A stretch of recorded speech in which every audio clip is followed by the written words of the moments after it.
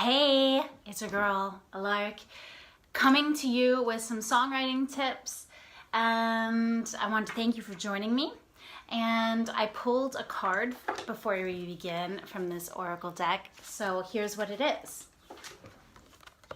Gift, and this is what it says about it.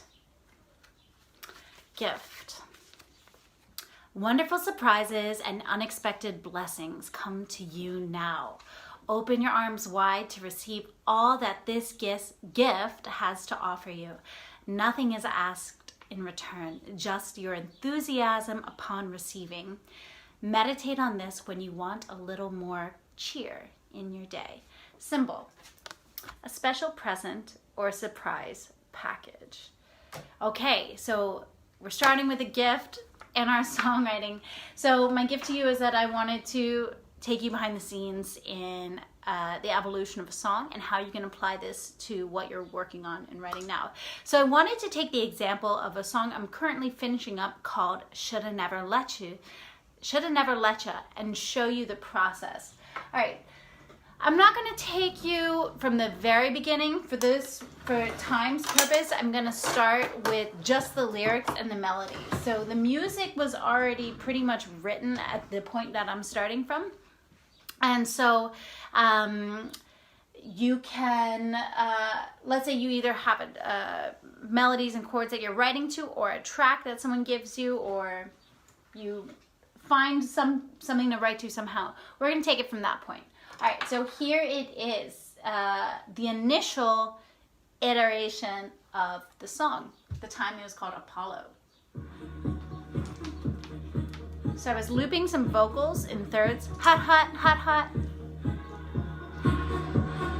Hot, hot, hot, hot, hot. Hot, hot. And a fifth up. 1, 3, 5. Scale degrees. Do, mi, sol, mi, do. And then it had this A section and then this B section where it changes the color of the song, which I later turned into the chorus. Like the 4 on the floor, the beginning, is going to be the verse. This turns into the chorus. All right, so you get the idea. Now let's take it back to the initial verse, lyrics and melody for the song, and show how that evolved. Okay, so after that, I started writing some ideas, and you never want to be too precious with your songs. So, like for example, this song, even later at this stage, you can hear there was a transition that I made with it.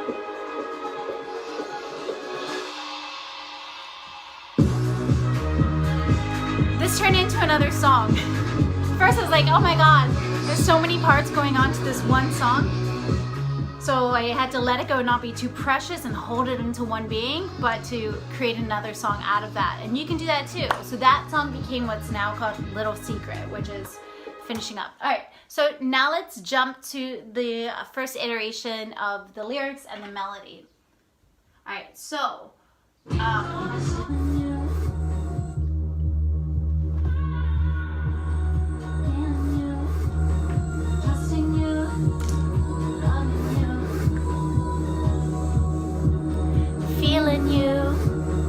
trusting you, loving you. All right, so those ideas I got from this song called Archangel by Burial, and I love this song. I'm going to show it to you real quick. This song came out like over 10 years ago, but it stands the test of time.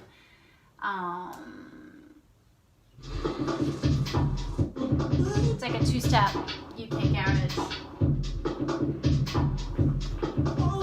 Holding you.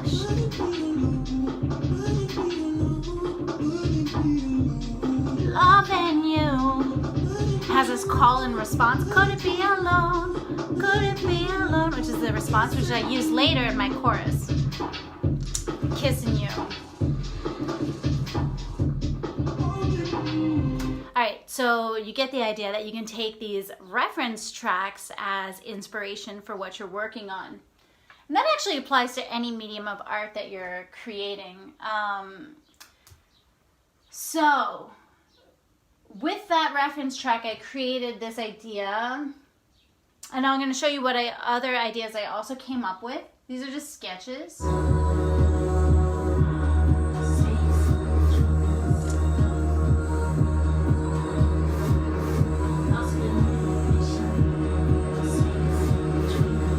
that was space between us, lost communication, space between us. Now, about the lyrics for that, this song was originally called Apollo because I started writing it some time ago when Neil Armstrong passed away, and so I was inspired by the moon and the dark side of the moon, and I took the moon as a symbol for something that's space in between a connection and a relationship that I had with somebody else. We lost communication. Now, but the problem with this idea coming after that first verse is that it kind of falls down into itself, when instead in songwriting you want to build up. So if we're looking at the scale degrees, do, re, mi, fa, sol, la, ti, do, 1, 2, 3, 4, 5, 6, 7, 8. Feeling you, we started here. 1, 2, 3, 4, 5, 6, 5, 5, 3, 5, 6, 6, 3, 2, 5, 4, 4. I love using numbers for writing melodies for the scale degrees because it makes everything architectural and clear. Now the problem is if I'm up there and then if I go down da da da na 3 2 2 1, I'm losing that build, and I need the build. So what I decided to do instead was to invert that part to start the beginning of the song, and I changed the lyrics, but I used the same chord tones, da da da da, and then later I played on this pattern of 1 2 3 2 1, and we started here, and then the chorus ended up here, 3 2 1 2 3 2 1, which is just the same thing an octave higher. It's a shift on the theme, but you get the idea. All right, let's see what's after that.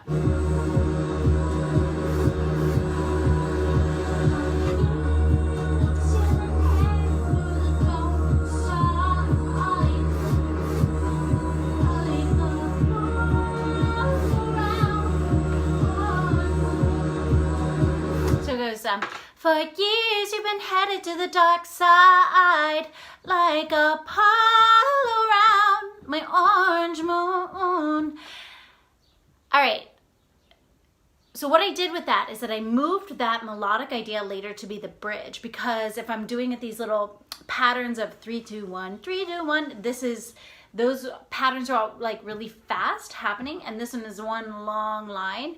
So it creates a contrast, which is really great for a bridge. Now, also, I changed the lyrics because for years you've been headed to the dark side. If you're listening to that, you're like, wait, what did they say? And then also, like Apollo round my orange moon. Like Apollo round my orange moon. But it's like, if you're listening, like a pole round, you're like, a pole round, what? And you want to keep it simple, stupid, kiss. Keep it simple, stupid. So, like, or keep it so simple that a 6-year-old could sing it.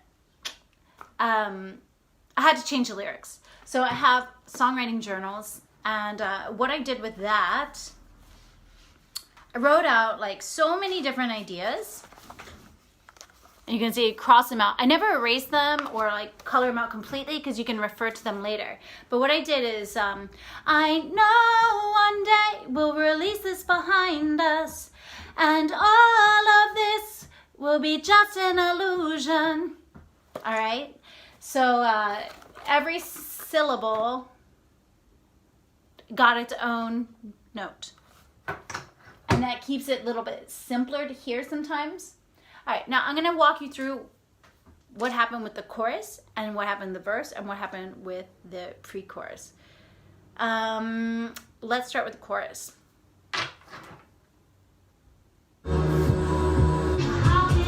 Okay.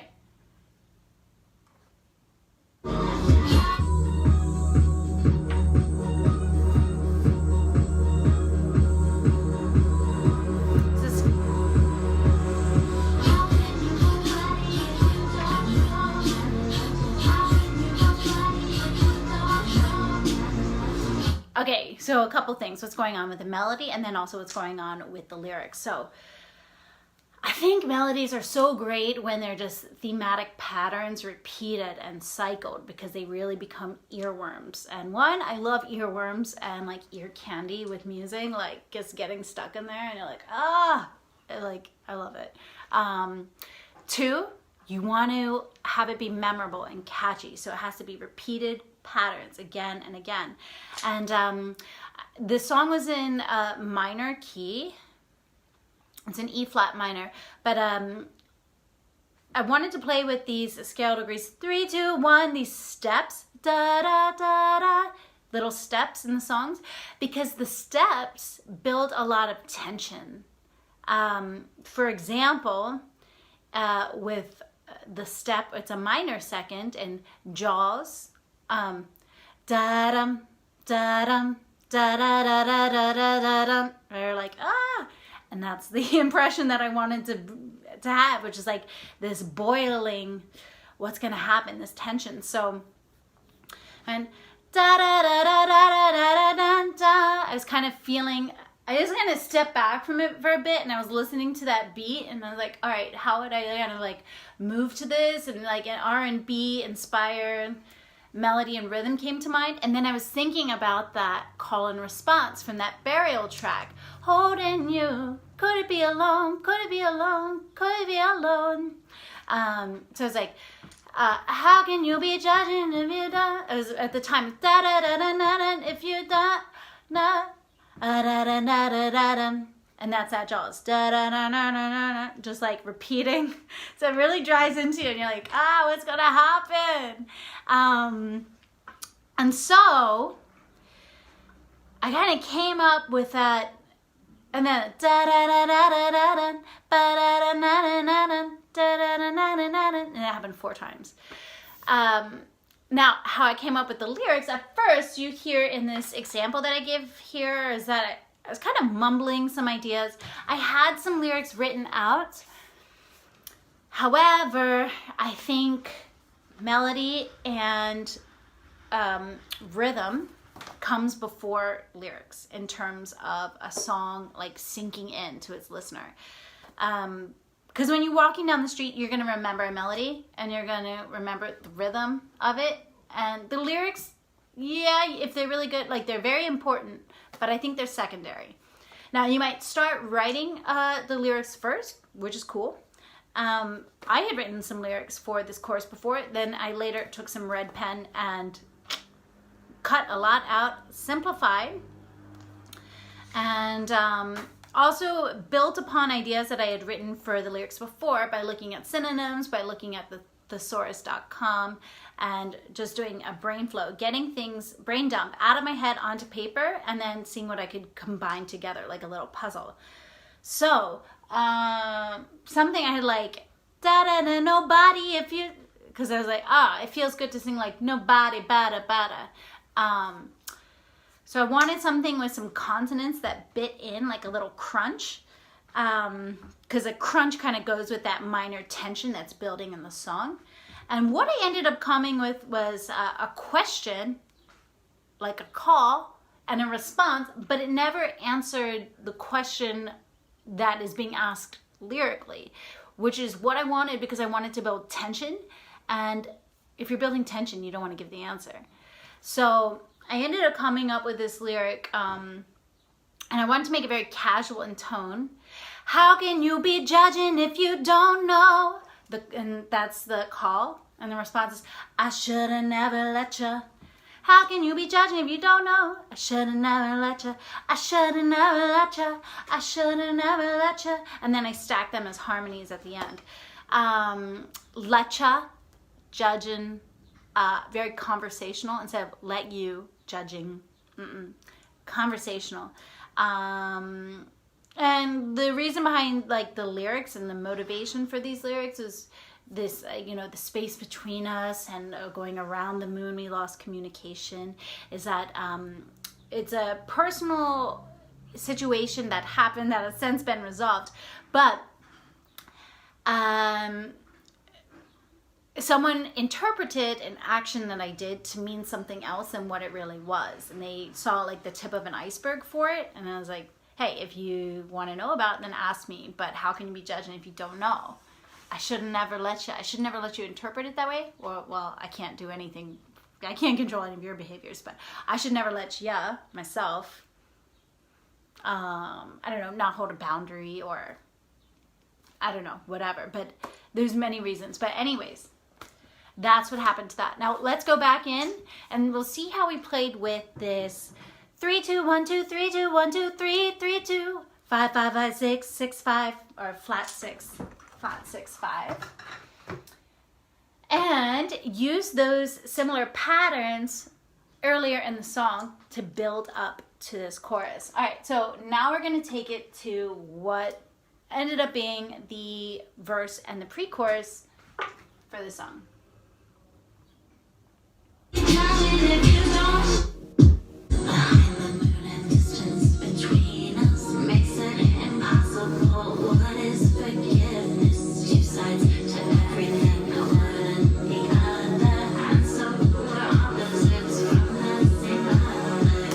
So that's the verse. I won't get into the lyrics so much of it right now, but I want to point out melodically what's happening. So and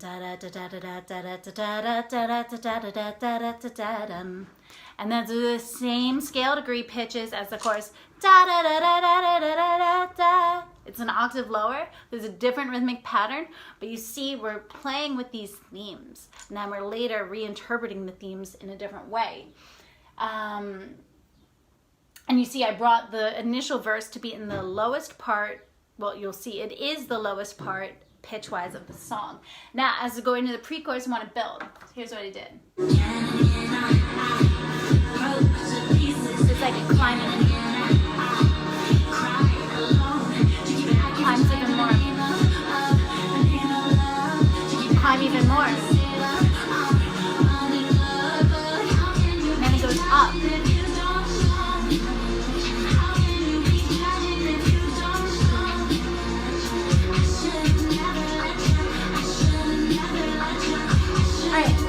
So you get the idea. So we saw the verse, and I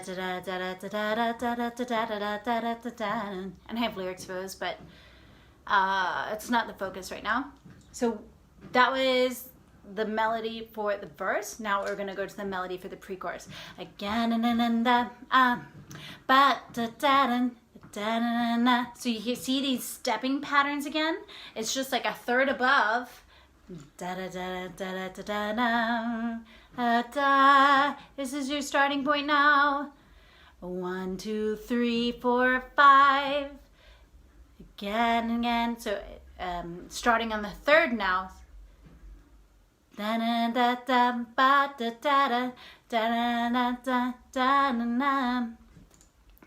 It's climbing up and moving within that 3 2 1 pattern, and then it's going to climb even more. The second part of that pre-chorus. Took you back every time, and then and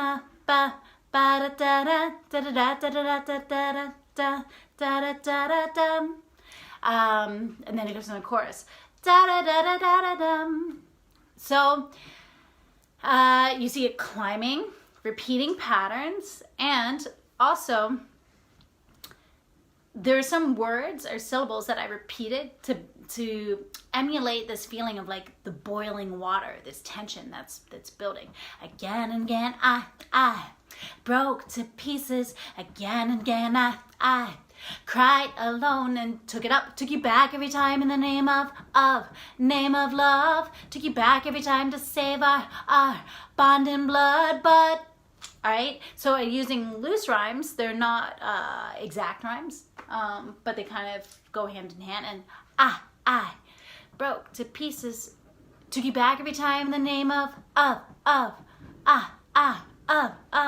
So you can use these sounds also to give little rhythmic punches in your lyrics.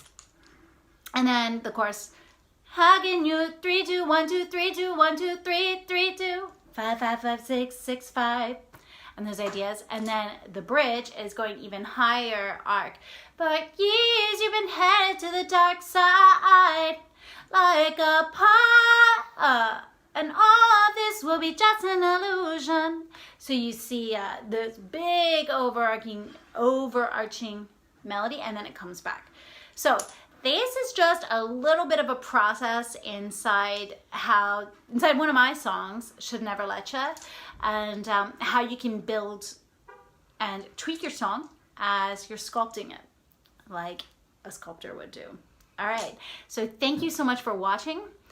I have a masterclass every Friday in April at 6 p.m. to 6:30 on Zoom, and it's free, and we're doing a deep dive and answering your questions. It's at bit.ly, so bit.ly/setyourlifetomusic masterclass. So come join, ask your questions, and I want to give you a special offer of how you can step up your own songwriting game.